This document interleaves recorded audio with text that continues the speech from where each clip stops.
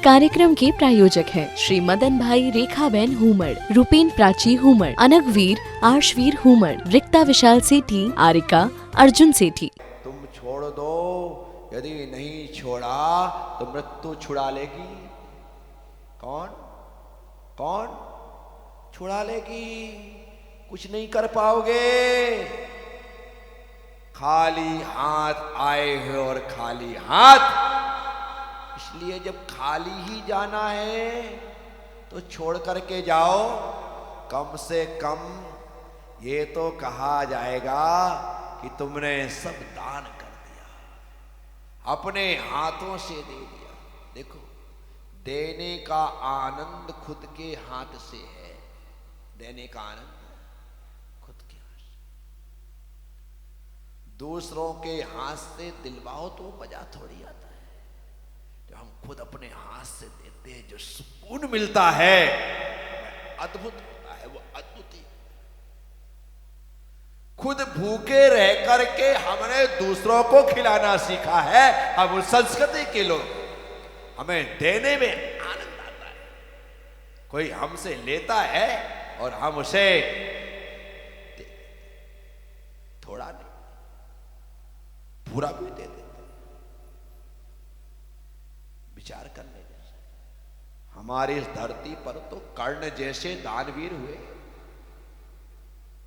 जिन्होंने मांगने पर अपना कवच ही उतार करके दे दिया, जबकि जो शरीर से जुड़ा हुआ था, ले भाई तुझे चाहिए तो मैंने दिया। ऐसे एक कबूतर की रक्षा के लिए, कबूतर के जीवन के लिए बोले तुझे मांस ही चाहिए तो कबूतर का जीवन मत ले, ला तराजू रख। यहां पर एक तरफ कबूतर को रखते हैं और दूसरी तरफ अपनी जांग का मांस कटार से उतार कर निकाल करके उसमें रख देते हैं। वो राजा शिवी हुए, उन्होंने कबूतर के बदले में अपनी जांग का मांस देना स्वीकार किया, लेकिन कबूतर को अभय दान दिया, उसे जीवन दान दिया। हम उस धरती के लोग हैं, सब कुछ निछावर करके उस परम तत्व को पाना चाहते हैं। तो हमने सब छोड़ दिया, तृणवत छोड़ दिया। ये जीवन छूटने जैसा है, इसलिए छोड़ करके मरना, मर करके छोड़ना समझदारी नहीं है। छोड़ करके, लोग छोड़ करके नहीं मरते, जोड़ करके मरते हैं। आचार्य महाराज कह रहे हैं, जो महान पुरुष होते हैं उस आत्मा को पाने का पुरुषार्थ करते हैं। तो साथियों, आपने सुना है, अनुग्रहित उम्मीद और विश्वास रखूंगा कि पंक्तियां हमें आज तत्व को पाने के लिए प्रेरित करेंगी और हम स्वयं को पाने का पुरुषार्थ इस जीवन में या जीवन के अंत में ही सही, लेकिन करेंगे जरूर। एक बार इन पंक्तियों को दोहरा ले। परः परस्ततो दुःख मात्मयि वात्मा ततः सुखम अतएव महात्मानस तन्निमित्तम कृतोत्तमा। आचार्य पूज्यपाद स्वामी इष्टोपदेश जी के 46वीं गाथा में कहते हैं, अविद्वान पुद्गल द्रव्यम यो भी नंदति तस्य तत् न जातु जंतो सामीप्यम चतुर्गतिषु मुच्यते। यह जो अविद्वान अर्थात मूर्ख बहिरात्मा पुद्गल द्रव्यम, पुद्गल द्रव्य को अभिनंदती आत्मी भाव से समादर करता है, तत्स जंतो उस बहिरात्मा प्राणी का तत्व है शरीर आदि पुद्गल जातु कभी भी चतुर्गतिषु, चतुर्गतियों में सामीप्यम ना मुच्यति, समीपता नहीं छोड़। आचार्य महाराज कहते, जो मूर्ख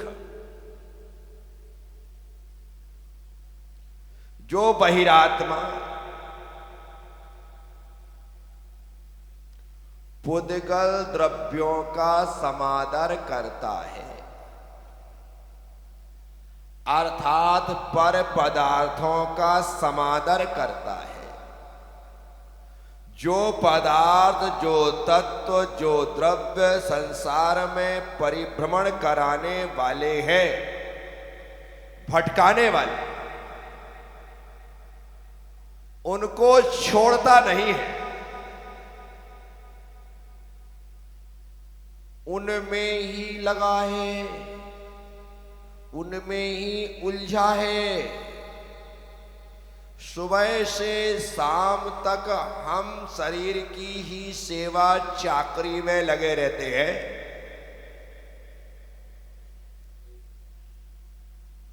आत्मा का ख्याल किसे आता है? ईमानदारी से बता। परमात्मा का ख्याल तो आता है कि मुझे मंदिर जाना है, अभिषेक करना है, पूजा करना है। जब परमात्मा का ख्याल आता है तो ये जीव मंदिर पहुंच जाता है। परमात्मा का ख्याल आता है तो अभिषेक पूजा कर लेता है। परमात्मा का ख्याल आना चाहिए, वहां पहुंच। गुरु का ख्याल आता है, गुरु के पास पहुंच जाते हैं। लेकिन हमें आत्मा का ख्याल नहीं आता, क्योंकि जब व्यक्ति को परमात्मा का ख्याल आता है तो वह पूजा विधान करता है, और जब आत्मा का ख्याल आता है तो वह सिर्फ आत्मा का ध्यान करता है, क्योंकि उसका ख्याल आ गया। कहाँ लगता है ध्यान में मन? कहाँ है हमारी ध्यान में रुचि? एक माला फेरने में तो हमारा मन लगता नहीं है, मन भटक भटक जाता है, आंख बार बार खुल जाती है। आंख ना खुले तो कितने माला बची है इसका ख्याल आ जाता है। कितनी माला बची है या देखने के लिए धीरे से आंख खोल के देख लेगा, यदि नहीं देखेगा तो हाथ से छू करके देख लेगा कि फूल कहां तक आ गया है। क्या हुआ? एक माला में मन नहीं लगता है, ध्यान में कहां मन लगेगा? याद रखना, जिसका ख्याल आएगा आप उसके पास पहुंचेंगे। आत्मा का ख्याल जिस दिन आ जाएगा, एक बात कहूं, आपका बेटा या आपकी बेटी पढ़ने के लिए बाहर है, आपका बेटा या आपकी बेटी जॉब के लिए बाहर, आपका बेटा या आपकी बेटी शादी हो गई इसलिए बाहर है। जैसे ही उसका ख्याल आता है, क्या करते हैं? क्या करते हैं? क्या करते हैं? चलो फोन लगा लेते हैं। याद आ रही, फोन लगाया, बात करके खुशी मिल जाती है। क्या मिल जाती है? खुशी। आत्मा का ख्याल आते ही आपने यदि बराबर तरीके से मोबाइल किया, कॉल किया, फोन किया, नंबर ना हो तो मुझसे ले लो 1008। क्या 1008 पे फोन लगाना, सीधा भगवान उठाता है। कौन उठाता है? सीधे भगवान उठाता है। 1008 108 पे मत लगाना, मेरे उठे स्थान पर पता लगा कि वो एम्बुलेंस वाले उठा लेंगे। क्या 1008 पे लगाओ, अर्थात भगवान के 1008 नामों का स्मरण करो। जब उन 1008 नामों का सहस्त्र नाम के माध्यम से स्मरण होता है तो जितने देर हम सहस्त्र नाम का पाठ कर रहे हैं ये मान के चलना कि 15 से 20 मिनट सीधे अपनी आत्मा से बात हो रही है, उससे आप बात कर रहे हैं। भगवान का नाम तहे दिल से लो, ओम ह्रीम श्री जिनाय नमः। आपने बोला श्रीमानाय नमः, भगवान के नाम का स्मरण। भगवान का पहला नाम है श्रीमान। क्या नाम है? 1008 नामों में पहला नाम है श्रीमान। हमारे समय में अर्थात पुराने समय में जब नाम लिखा जाता था तो श्रीमान क्या लिखा जाता था? क्या लिखा जाता था?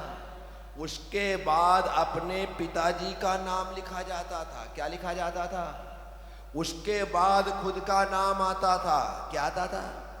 पहला नाम श्रीमान, उसके बाद दूसरा नाम अपने पिताजी का, तीसरा नाम खुद का। ये प्रक्रिया रही है, ये व्यवस्था रही है। पहले श्रीमान जो लगाया गया है तुम्हारे पिताजी को दिया जाने वाला सम्मान नहीं है। आप समझते हो मेरे पिताजी के लिए सम्मान में लिखा जाने वाला श्रीमान फलाने चंद जी, नहीं, तुम्हारे पिताजी का सम्मान नहीं है। हमारी परंपरा रही है, हम सबसे पहले अपना नाम बताने से पहले अपने परम पिता का नाम बताते हैं, फिर पिता का नाम बताते हैं, उसके बाद हमारा नाम लिया जाता है। ये हमारी भारतीय संस्कृति रही है, ये व्यवस्था। तो श्रीमान भगवान का पहला नाम है। श्रीमान बोलो, भगवान का पहला नाम। तो जब भी आजकल बच्चों से नाम पूछो तेरा नाम क्या है, तो डायरेक्ट वो अपना नाम बताता है। अरे भाई, पिता से पहचान होती है, पिता का नाम तो बोल। पिता की पहचान परम पिता से होती है, अर्थात भगवान से होती है। आपने भगवान का नाम बोल दिया, पता चल जाता है। इसलिए इस व्यवस्था को लेके चलना चाहिए, लेकिन सब आउट ऑफ डेट हो गया। क्यों? अंग्रेजी आई, अंग्रेजी आने के पश्चात आपसे पूछा गया what is your name? My name is Vivek Kumar. अब यहां पर न बाप है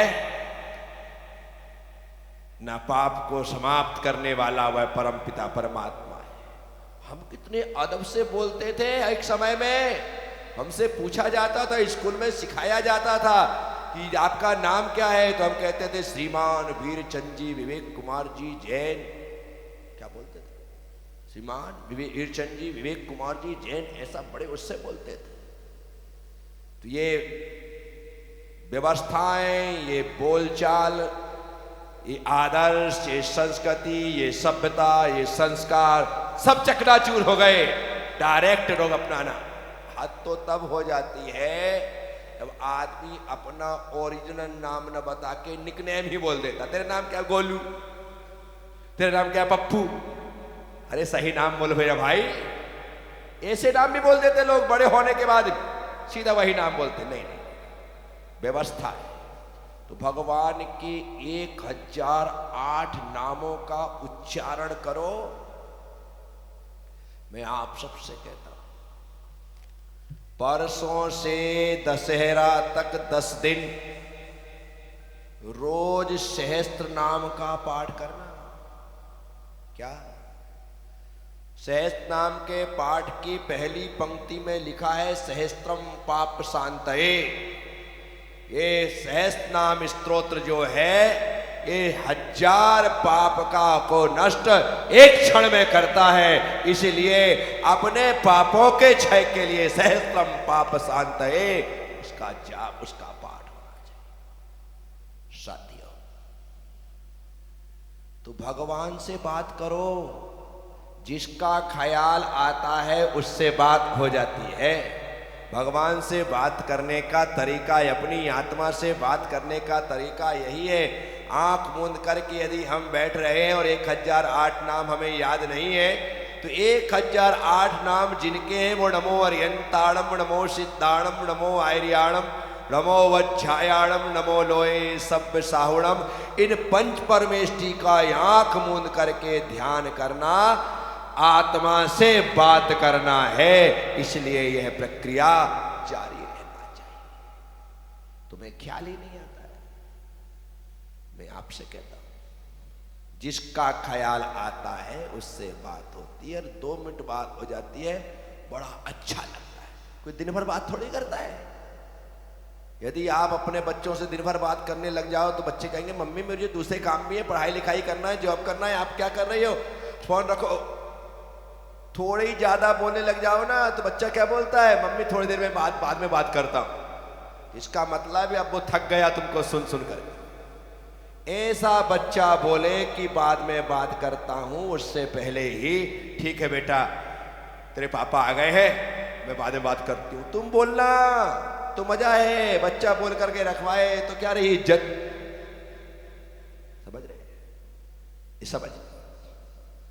तो जिनका ख्याल आता है उनसे बात करते हैं। मेरे कहने पर अपनी आत्मा का ख्याल करो। शरीर के पीछे तो तुम कब से पड़े हो,